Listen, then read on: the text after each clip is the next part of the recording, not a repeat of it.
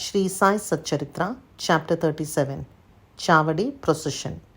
In this chapter, Hemant Pant, after making some preliminary observations on some points of Vedanta, describes the Chavadi procession. Preliminary.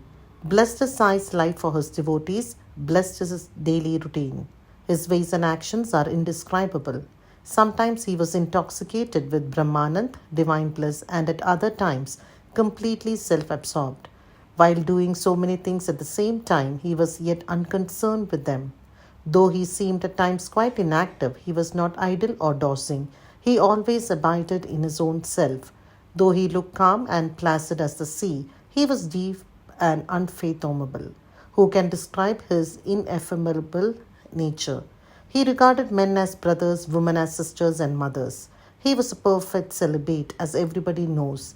May the knowledge we got in his company last long unto death. Let us ever serve him with wholehearted devotion to his feet. Let us see him, God, in all beings, and let us constantly remember his name. Hemant Pant, after making some lengthy dissertations on some topics of Vedanta, which he himself considers as a digression, goes on to describe the Chavadi procession. Chavadi procession. Baba's dormitory has been already described. One day he slept in the masjid and on the next in the Chavadi near the masjid. He slept in the masjid and in the Chavadi on alternate days. This alternate sleeping at both these places went on till Baba's Mahasamadhi. From 10th December 1909, devotees began to offer regular worship to Baba in the Chavadi. This we will now describe with his grace. When the day of retiring to the Chavadi came, people flocked to the masjid and did bhajan in the mandap courtyard for a few hours.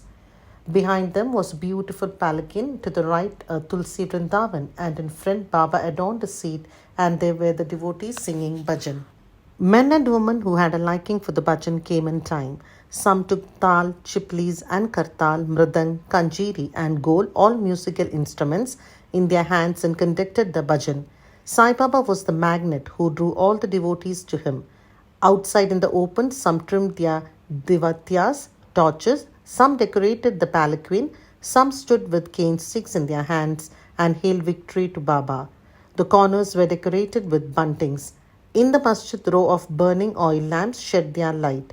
Baba's horse, Sham Karna, stood fully decorated outside. Then Tatya Patil came with a group of men to Baba and asked him to be ready. Baba sat quiet in his place till Tatya came and helped him to get up by putting his arm under Baba's arm. Tatya called Baba by the name of Mama, maternal uncle. Really, their relationship was extremely intimate. Baba wore on his body the usual kafni, took his satka, short stick under his armpit, and after taking his chilim, tobacco pipe and tobacco, and placing a cloth over his shoulder, became ready to start. Then Tatya placed a golden embroidered fuel sticks into the duni to keep it alive, and with his right hand extinguished the lamp burning near the duni, and then started for the Chavadi. Then all sorts of musical instruments, band and horns, etc., gave out different sounds, and fireworks exhibited various colored views. Men and women singing Baba's name started walking, doing bhajan to the accompaniment of mridang and veena. Some danced with the joy and some carried various flags. The baldas announced Baba's name when he came on the steps of the masjid. On two sides of Baba stood persons who held chamars and others who fanned Baba. On the way were spread folds of cloth which Baba walked on, being supported by devotees' hands. Tatya Patil held the left hand and Mahal Sapati the right, and Bapu Sahib Jog held the chatra, umbrella, over his head. In this fashion, Baba marched on to the Chavadi.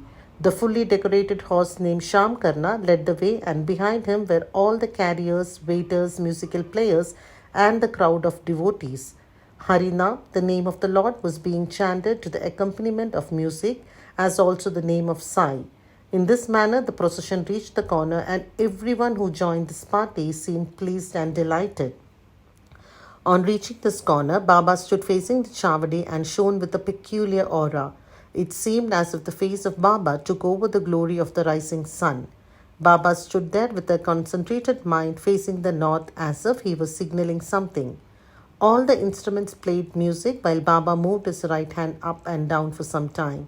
Kaka Sahib Dikshit at this time came forward with a silver plate, containing flowers besmeared with gulal, red powder, and threw them on Baba's body off and on. The musical instruments played their best at this juncture, and Baba's face beamed with radiance and beauty, and all the persons viewed this lustre to their heart's content. Words fail to describe the splendor of this scene. Sometime Mahalsapati began to dance as if possessed by some deity, but all were surprised to see that Baba's concentration was least disturbed. With a lantern in his hand, Tatya Patil walked on Baba's left side and Bhagat Mahalsapati on the right, holding in his hand the hem of Baba's garment. What a beautiful procession and what an expression of devotion! To witness this, men and women, poor and rich, flocked there. Baba walked at very slow pace. Bhaktas followed on both sides with love and devotion. With joy permeating the whole atmosphere of the place, the procession reached the Chavadi.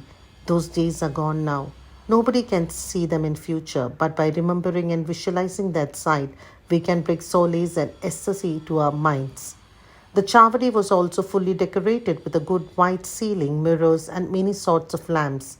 On reaching there, Tatya went ahead and spread an asan, seat cushion, and placing a bolster, made Baba sit there and made him wear angarka coat. Then the devotees worshipped him in various ways. They put a crown on his head with a tuft above, placed garlands of flowers and jewels round his neck, and making his forehead with musk-mist vertical lines, as Vaishnava devotees do, they gazed at him for long to their heart's content. They changed his head's dress now and then held it aloft on the head, fearing that Baba might throw it away. Baba knew what the Bhaktas wished for and meekly submitted to all their ways without objection. With these adornments, he looked wonderful and beautiful. Nana Sahib Nimonkar held the chatra, state umbrella with its beautiful pendants which moved in a circle with its supporting stick. Bapu Sahib Jog washed his feet in a silver dish, offered arghya and worship with due rituals, then besmeared his arms with sandal paste and offered him tampul, betel leaves. Baba sat on the asan gadi while Tatya and others kept standing. When Baba sat on the gadi supporting himself against the bolster, devotees on both sides waved charmers and fans. Shama then prepared the chilam and handed it over to Tatya Patil, who drew a flame out of it by inhaling a deep breath through his mouth and then gave it to Baba. After Baba had his smoke, it was given to Bhagat Mahalsapati and then it was passed round to all. Blessed was the inanimate chilam. It had first to undergo many ordeals of penance, such as being kneaded by pot makers, dried in the sun, and burnt in fire, and then it had the good fortune to get the contact of Baba's hand and his kiss. After this function was over, devotees put garlands of flowers around his neck and gave him scent and bunches of flowers.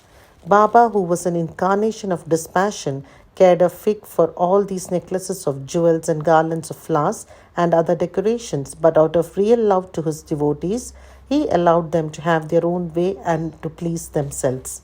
Finally, Bapu Sahib Jog waved the aarti over Baba, observing all formalities, and the musical instruments played their auspicious tunes. When this aarti was over, the devotees returned home, one by one saluting Baba and taking his leave. When Tatya Patil, after offering chilim, attar, scent, and rose water, stood to depart, Baba said to him lovingly, "Guard me properly. Go if you like, but return sometimes at night and inquire for me." On replying in the affirmative, Tatya Patil left the Chavadi and went home. Then Baba himself prepared his bed. He arranged some sheets one upon another, and thus making his bed went to rest. We shall also now take rest and close this chapter with a request to the readers that they should remember Baba and his Chavadi procession daily before they retire and go to bed. Bo to Shri Sai. Peace be to all.